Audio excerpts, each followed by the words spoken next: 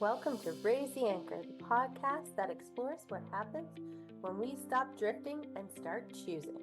I'm your host, Melissa Burbridge, and each week we dive into real, raw stories of transformation, moments when people dared to raise the anchor and change course. Whether you're navigating chronic illness, burnout, big life pivots, or healing from the inside out, you'll find inspiration and truth here on Raise the Anchor. This is your space for honesty, hope, and the courage to begin again. Let's raise the anchor and set your course. All right. So this episode is brought to you by Capture It Photography, headshots for people who hate having their photos taken. Highly recommend. Today we're welcoming back Jen Vey. She's been a friend of mine for many years. We've gone through many seasons together with our children and with our husbands and, you know, with our illnesses. Yeah. I loved hearing your story last time. Can you refresh a little bit on what your story was? Well, I was diagnosed with cervical dystonia when I was a child, which is rare. Cervical dystonia, dystonia in general, is a cousin to Parkinson's, basically. I also have some brain tumors. Luckily, they're benign. There are 9 of them. Yes, 9. And so I've had a journey when it comes to my health. I've had a journey when it comes to having my children and being educated and having a degree and have skills I have to offer. And it's been quite a ride. And you have a beautiful journey in your own business as well, which we'll touch on. But getting to learning about those 9 brain tumors was quite a bit because we knew you had a little bit. Yeah. But Nova Scotia wasn't very helpful. And we had to take a girls' weekend. We did. Yeah, she saved me. To Toronto. Yeah. I still take the meds that we got in Toronto. Yeah, and it's crazy that we even had to take a girls' weekend to Toronto. Did. Yeah, and that's how we presented. That was quite an adventure. I remember probably my most favorite moment was walking into the Christmas store. Even though you were about to have an episode, as we called it at that time, your face lit up just going into that store, and that made it all worth it.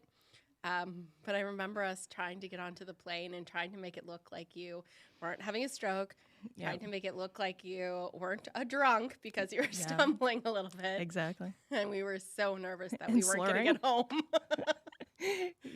I forgot about that. Yeah, I remember that now. Probably your least favorite part of the trip is when I flipped the script and made you the nurse and not me. That was unreal. Unreal. I remember you can tell about that. The pure terror on your face, and I'm like, we're at the keg, we're finishing up, and I'm like, we're leaving right now. If you want dessert, take it to go because we're leaving. We're finding a pharmacy. I need Benadryl yesterday, and you're like, what's going on? Where do we need to go? I'm like, let's just breathe. Let's just go. We're gonna go. And I walked you through how to help me. Yeah. Because I had an allergy as a kid where I had to have an EpiPen on me. So I'm thinking anaphylactic shock, where's your EpiPen? Not let's go get Benadryl. Yeah, because I wasn't allowed to take my EpiPen on the plane. Yeah. I don't know why, but it's neither here nor there. I knew Benadryl. I didn't want to go back to the hospital because we just spent the whole entire day at the hospital. Yeah. But you just listened to what I needed, and you became the best nurse. Thank you. You helped me. Thank which you. is great. I know about every department now. I can At imagine. This point, between me and my son's journey, and I think we could probably have a whole 20-part series on your health journey. Yeah. But today, I want to touch back into some of those things that were so inspiring for others. So before, when I helped you in Toronto, you weren't very helping, or you weren't very wanting of others to help you because you felt like a burden. Do you still feel that today? I think anybody who's chronically ill with a disorder like mine is concerned about that in the future for their families and loved ones and people around. I always check in to make sure that everything's okay about me not being burdened, but I feel absolutely supported. So Good. that's good. And since we last met, you weren't really working much. No. Because it was limiting you. Yeah. You were working for the property management when you could. Yeah. Your husband was away for weeks at a time. Yeah. Your boys were now home because of the pandemic, and you had to not only be mom, you had to be teacher. Yeah.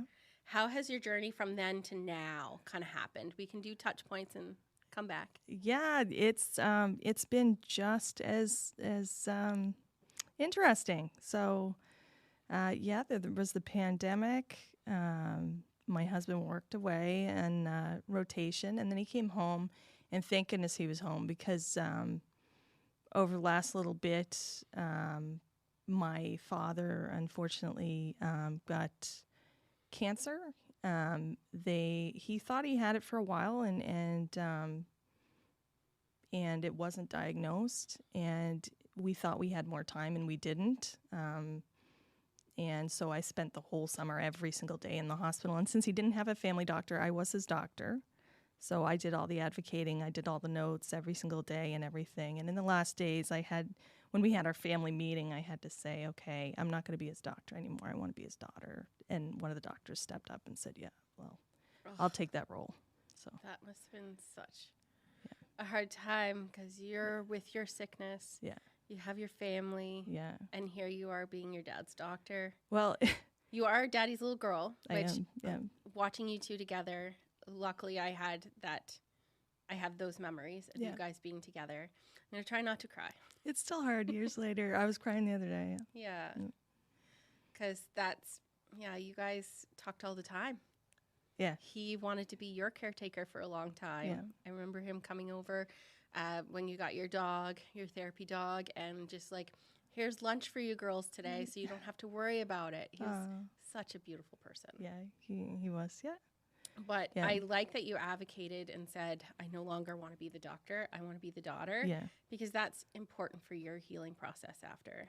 Yeah, there are two things that I can say about that. One is a funny story because of my illness. Sometimes I look like I'm going into a stroke.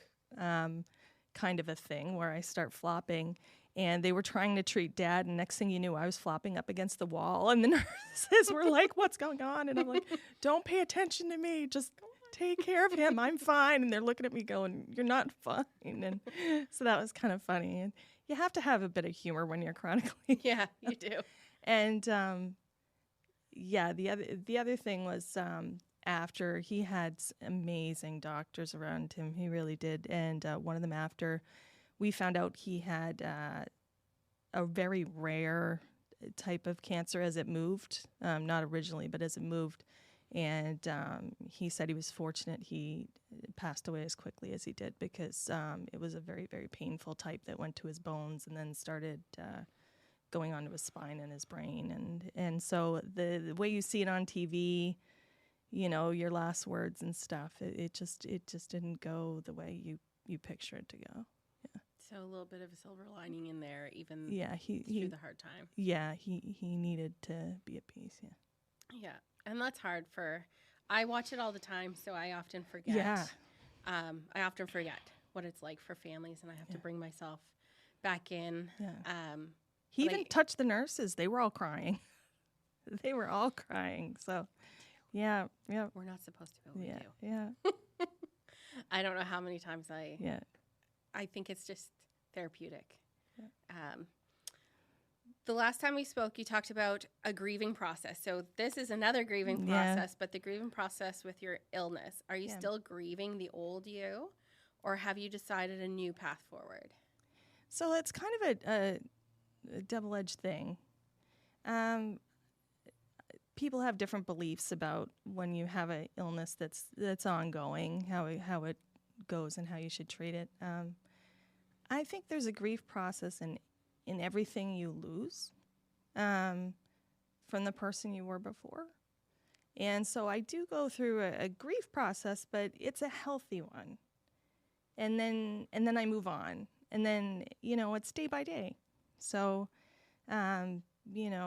right now we're looking into some things because I just found out I'm more limited. Hopefully it's temporary. But this grief process behind that. And that's a heavy weight to bear, thinking that there might be more things you have to give up. Yeah, the things I absolutely love. Yeah. Yeah. Yeah. I don't like that season. Yeah. I hope it is temporary for you. Thank you. I hope so. Because you're such an amazing person. I also know that you're proud, which I love. And it's kind of an invisible illness, even though it's not an invisible illness. Yes. So you have to constantly advocate. Yes. I've seen a few posts recently where people have like the wheelchair thing on their license plate, and then they get out and they don't have a wheelchair, like it has the disability. Mm-hmm. So nobody can actively see your disability. No. Unless they spend a little bit of time with you. Yeah. So can you walk us through a little bit of advocating that piece? I know we didn't talk about that, sorry. This is so interesting because I actually talked to somebody this week. I met for the first time somebody who had dystonia. Yeah. Along with something else. But it was just such an incredible conversation because you see me, you might see my head shake a bit, but inside I can feel myself vibrating all the time, which is, exhausting. And it was just such an incredible conversation. But things like going to the grocery store, I don't know why, but the local grocery store, if I go in for more than 15 minutes, I end up, the left side of my face goes numb. I start slurring. I'll start going into what people would think would be some sort of a stroke because it's like a seizure, but it's loose. Mm-hmm. People don't really. And we were talking about how I kind of fall through the cracks. I don't feel like sometimes I fit in with the disability community, the disabled community, because I don't present that way, but yet I don't really fit into an able-bodied community either. And I'm starting to learn that language of, able-bodied. And you're that unicorn or that snowflake. Yeah. Like you just reminded me of the snowflake. Everybody's different. That's right. I love that. Yeah. Does your husband still work away for weeks at a time? Thank goodness he doesn't. He does go away once in a while, but he has been home, thank goodness, because since my father passed, my mom does have Parkinson's, and I had been taking care of her for the last few years. I just didn't have any bandwidth. So no, I don't blame you. He's been the biggest support, and a lot on your plate. A lot on your plate. Yeah. The last time we spoke, you were having a hard time finding a diagnosis. Is that still kind of an issue? So what happened was what a lot of people go through. Even though I had the diagnosis of dystonia when I was young, I also found out I had 2 brain tumors that they forgot to tell me about for 2 years. And then I found out I had 9 brain tumors, and it happened at about the same time I started really storming with dystonia. And so I saw 2 doctors here, and they, of course, thought it was in my head and tried to give me drugs that weren't appropriate. And then after 2 years of being bedridden, I got to see a movement specialist here. I'm so fortunate there's only 2. I know they're very hard to get in to see. Really treasure your specialists. I take Botox now, and Botox is one of the original treatments for things like mine, not like, puffing up your face and doing all that fun stuff. It's really, I get shots up all and down my neck that are ultrasound driven. It's pretty interesting. Yeah. That's super cool. Yeah. And it allows me it's helped so much between the prescription they gave me in Toronto and the anti-seizure and that it's kept me pretty good.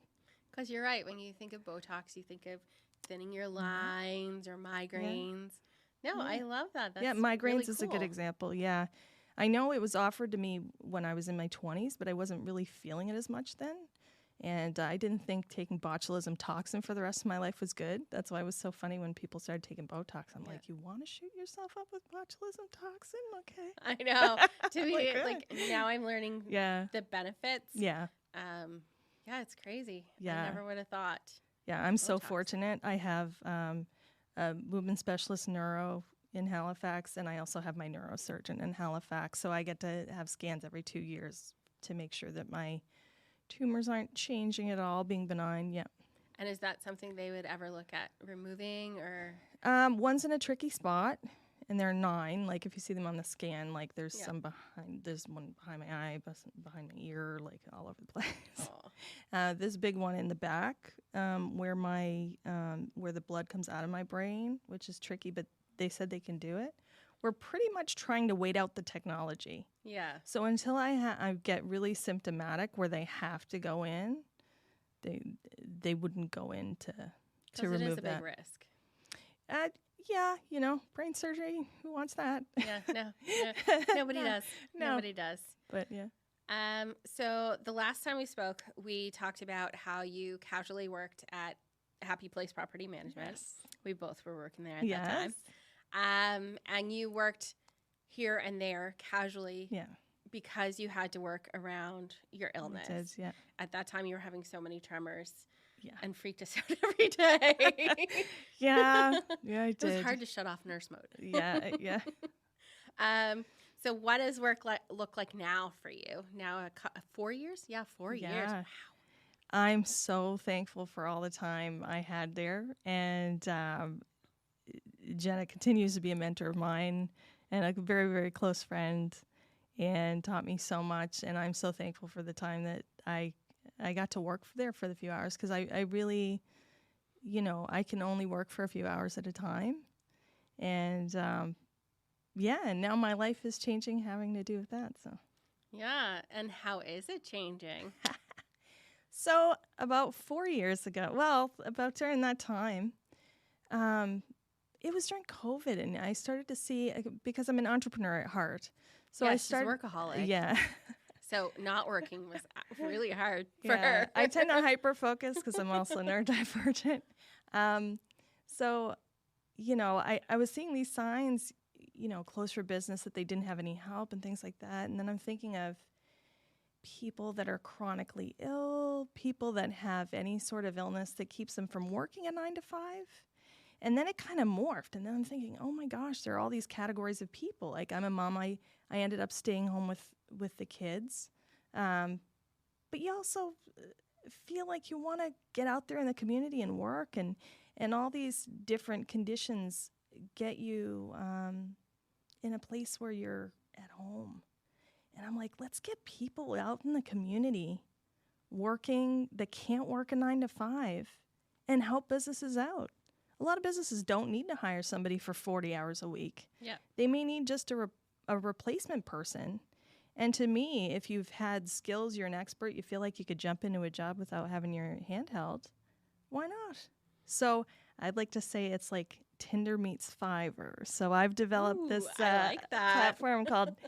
Yeah, it's Temporary Experts, and it's been 4 years in my head and then a year in development because it's a huge platform. I hope it's going to change and help so many people and businesses. Yeah. I think it'll help a lot of businesses because starting and growing your own business, as both of us know, can be labor intensive, and you need that extra help, but you don't want to hire somebody full-time because that's going to hit your bottom line that you're trying to start to get. Yeah. Yeah. Yeah, I definitely. love that. I love that. So in the past, we've talked about fear. Yeah. And we talked about your fear is not dying. It's having a stroke or a dementia because a lot of this can bring on dementia. Yeah. Has your fear changed? I'd say the stroke fear is always there because I present kind of like stroke when I have my dystonic episodes with half of my face going numb and slurring. And I tick off pretty much every box. I know. You like the jerky movements. Yeah, I got it all. So as I get older, that part of the fear is more there because, you never know when to present to hospital or not. But otherwise, it's it's day by day. Things keep happening, and it's just day by day, really. Wow. Yeah, that's all you can do. Exactly. Talking about day by day, are you able to plan out your days and your weeks ahead? I try, but I can't. There's certain things by the time nighttime rolls around, I'm not as good, and a lot of the networking events at night, unfortunately, I try to sign up for, but sometimes I can't make. And everybody's given me so much grace when it comes to that. I've met so many people that are absolutely amazing and inspirational every day. And so, no, I don't. I plan as much as I can, but I'm intentional instead of goal-driven. Mm-hmm. So I have intentions for the day, and when I complete, some things, I feel absolutely proud of myself. So, no, I love that. Yeah. I love that you're not putting that extra pressure like most people do. We have to have 1,001 things done before we can feel accomplished. Just one small task is all you need to be able to do. Yeah. So we've talked a little bit about temporary experts. Yeah. You have a podcast coming out soon. I do. Compassion Works. Ooh, tell I'm us going to start that up. Well, the platform is going to be coming out in June. So when this comes out, our platform will come out.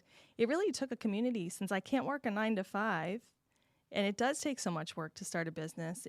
Really, the people around me have been amazing. They all understand, my journey. They're all on their journeys that are similar in some ways, so they have a level of understanding, and they're ready to jump in.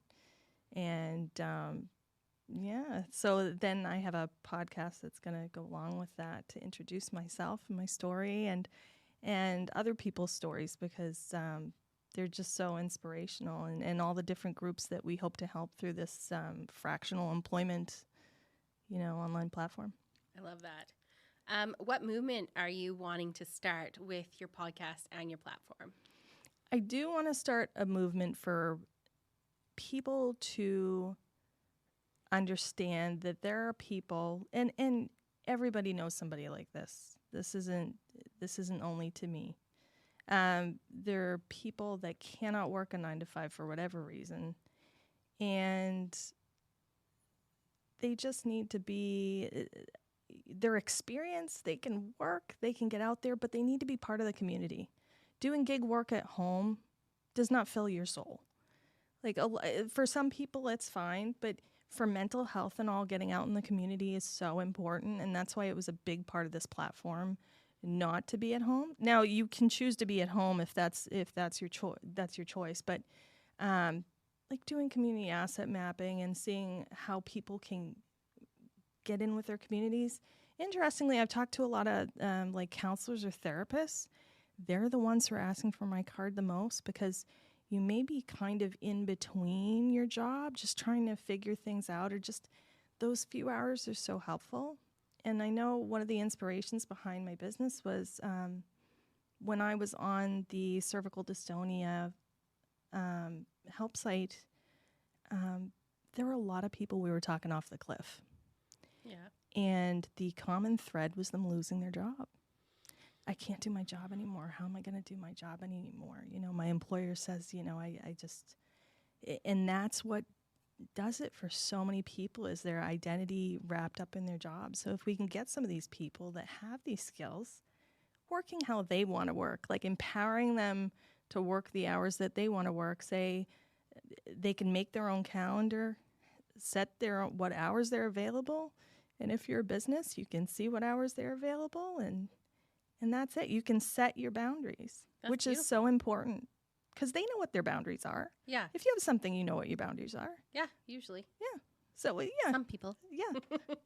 You need to set some boundaries. Yeah, like sometimes. Some people might be able to set their calendar a whole month ahead, and some people maybe a week before a flare-up or something that they can set their calendar ahead. And it also sounds like there's that flexibility. If there is an off day, they can adjust and tweak it.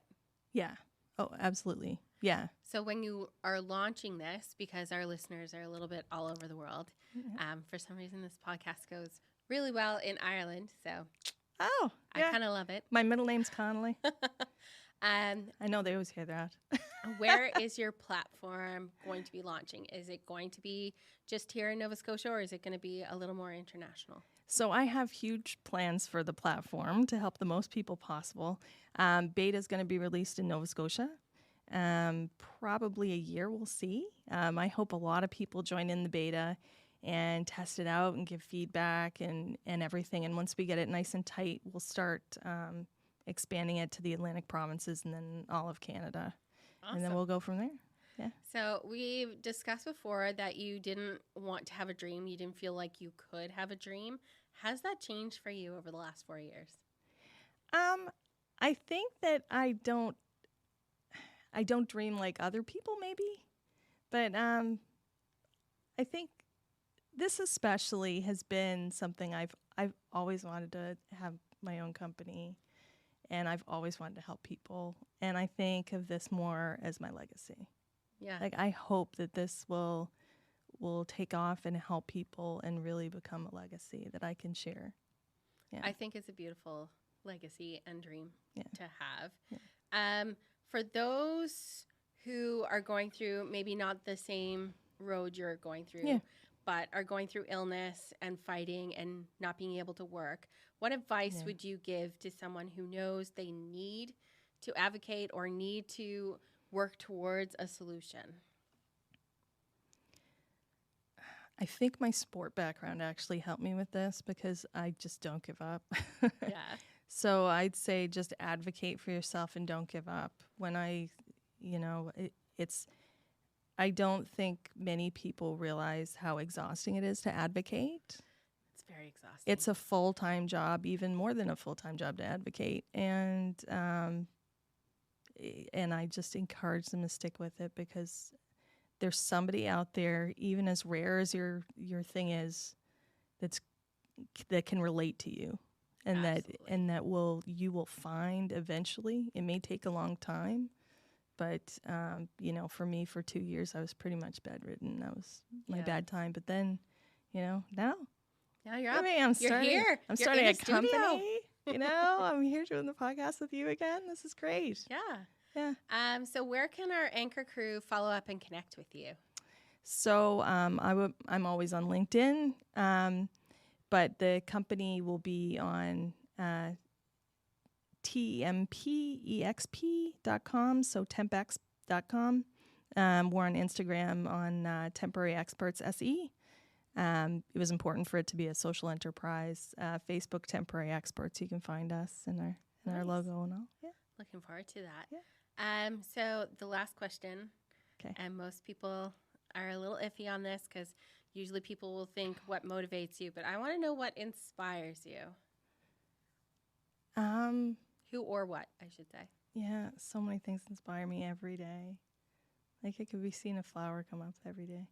I love the ebbs and flows of that it may not be this one single thing. No, like just getting up in the morning and having another day inspires me. But the people I've met, honestly, on this journey with Temporary Experts, I've met so many people that are so excited, that think this is needed.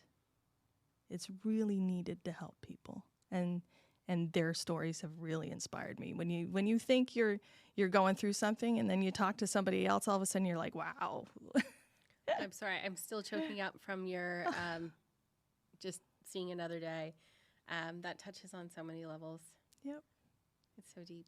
Yep. I love that. Well, thank you for coming on the show today.